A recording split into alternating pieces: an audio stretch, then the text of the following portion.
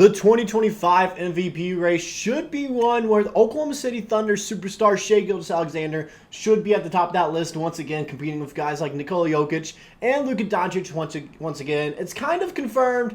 We know what the top three are going to look like next season. We kind of know. We kind of are already assuming it's going to be Shai, Luka, and Jokic in that top three for running for the NBA MVP award. But ESPN decided to say the race is wide open for the entire league.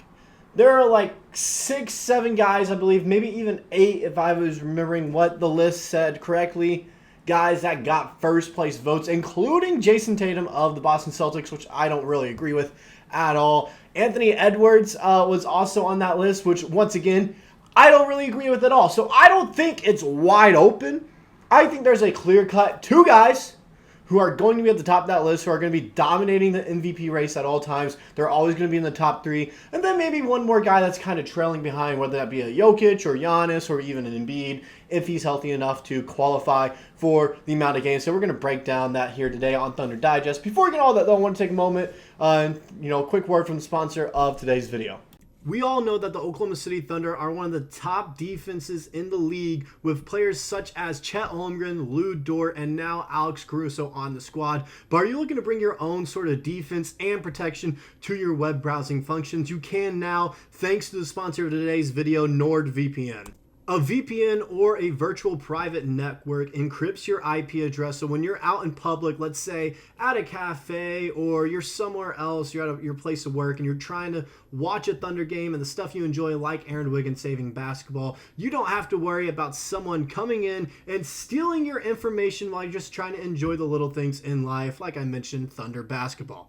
NordVPN has you covered. If you go and use code Thunder, this is the link right here, nordvpn.com/Thunder. You can go ahead and get a discount on your first purchase of NordVPN. That way, you feel safe while watching your Thunder games and the latest episodes here on Thunder Digest. NordVPN also comes with cool functions such as a kill switch that allows you to disconnect from a network immediately if NordVPN is to quit unexpectedly on you while you are searching the web. So why wait on adding top-level defense to your squad, unlike the Oklahoma City Thunder that added Alex Caruso to the squad, and go to nordvpn.com/Thunder. That is nordvpn.com/Thunder to add some top-level security and defense to your web browsing today. That way you feel even more safe when you watch Thunder games or Thunder Digest videos here on the channel. With that out of the way, thank you NordVPN for sponsoring today's video. Now we can go ahead and get into the topic at hand. Thank you NordVPN for sponsoring today's video. With that out of the way, we can go ahead and get into the topic at hand, talking about this, as it was interesting to see. So here is the list, the top 5 guys that they have potentially winning the award next season. And there is a clear polar bear in this graphic. Anthony Edwards has no business being in that top 5. He just doesn't. He doesn't. He could potentially be a top 10 player this season. Top 5, though, MVP running, All-NBA first team, personally, I don't see it. I just personally do not see it. Giannis, I see. Shai, I see. Nikola, I see. Luka, I see. All those guys make sense to me. Anthony Edwards receiving 5% of the first place votes, that makes no sense to me.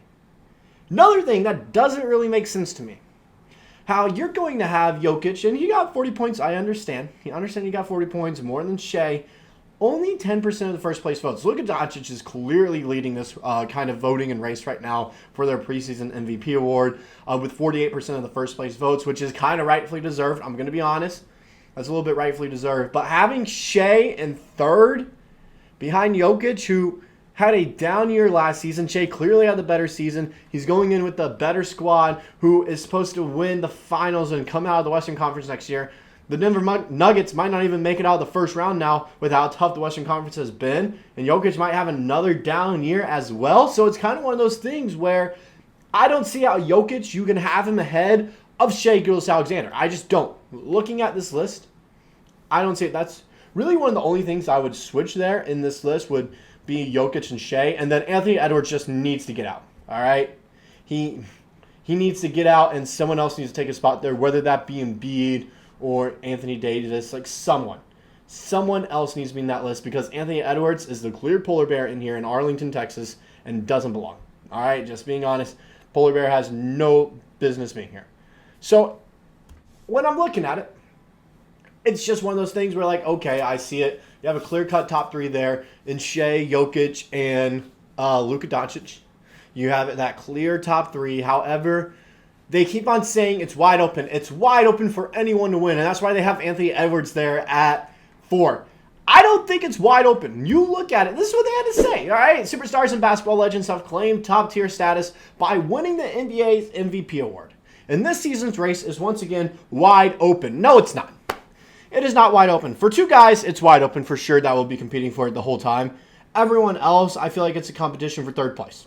It's a competition for 3rd place at this point, all right? Because you already know who 1 and 2 are going to be. It's going to be Shai and Luka, not in that order at all. It could be flipped. Luka wins MVP, Shai comes in 2nd. But we all know it's going to be those 2 at the top. We all know this, all right? Mavericks card Luka Doncic at the top of our rankings after a commanding performance in the 2024 NBA Finals, and will look to claim his first MVP award as he enters his 7th season in the league. Coming in 2nd is reigning MVP Nikola Jokic, who can join a list of NBA greats in LeBron James and Michael Jordan if the Nuggets big man can claim his 4th award in 5 years. Not far behind is Thunder guard Shai Gilgeous-Alexander, who came 2nd in last season's vote behind Jokic and can make the leap this year as a leader of a young and exciting Oklahoma City squad. They keep on saying he can make the leap. He can make the leap, all right? Can we stop with this? He can make the leap. He has made the leap to where he's an MVP style player, MVP caliber player. He has made that leap. There is a little bit more of a leap he can make in his probably, just actual statistic numbers and like reboundings and assists. There's not much more he can do. He's up there. He is a clear-cut top 3 player in the league. Some have considered him the best player in the league. So stop saying he can make this leap. The leap has been made. That's disrespectful to say that he still has more of a leap to make. It's because they are so high on Luka and Jokic, mainly Jokic when you look at it, because Luka deserves it. Jokic right now, last year's award was a pity award because he didn't three-peat because they gave it to Joel Embiid in 2023. That's why they gave him the 2024 award as sorry you didn't, three-peat. Here you go. Here's your 3rd MVP award. When really it should have gone to Shai or Luka. All right? And it's going to be the same thing this year. It is. So they need to stop riding Jokic's coattails and actually focus on the basketball side of things. They're so worried about offense. Look at the defensive stats. That is a whole other part of basketball. It's a whole other stat and part of the game that everyone has forgotten about. It's absurd. He needs to make this one more leap. The leap has been made. Pay attention. That's all I've got to say about that. And it shows up in the stats for crying out loud. If you actually paid attention and saw the leap, here you go. All right? Wrong person. Shai Gilgeous-Alexander right here. Boom. 30 points a game last season, 5 rebounds a game, 6 assists per game, almost a block per game. You can go ahead and round up if you want to a block per game. I do.